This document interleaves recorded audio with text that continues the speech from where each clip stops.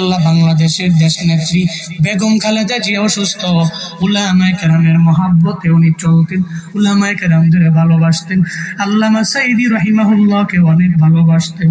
আয় আল্লাহ আলেমদের মহব্বত করতেন। আপনার বান্দি মুমূর্ষ অবস্থায় আছে, আয় আল্লাহ মনে হয় মরে যাবে এমন একটা হালাত। আয় আল্লাহ এই ক্লান্তি লগ্নে ওনার বাঁচার বড় দরকার, আপনি হায়াতে তৈয়বা দান করে দেন আল্লাহ। আয় আল্লাহ জীবনে উনি যে ভালো কাজগুলো করেছেন, আয় আল্লাহ এই ভালো কাজের উসিলায় আপনি সিহতে আফিয়ত দান করেন। আয় আল্লাহ সিহতে আফিয়ত আজলা কামেলা নসিব করে দেন আল্লাহ। আয় আল্লাহ সারা দেশের মানুষেরা ওনার জন্য দোয়া করে। কেন দোয়া করে? আয় আল্লাহ ভালো মানুষের জন্য দোয়া করে। আয় আল্লাহ যারা উলামায়ে কেরামকে মহব্বত করেছে, আয় আল্লাহ আলেমদেরকে প্রায়োরিটি দিয়েছে, আয় আল্লাহ উনি বলেছে উলামায়ে কেরামরা জঙ্গি না, জীবনও জঙ্গি হতে পারে না।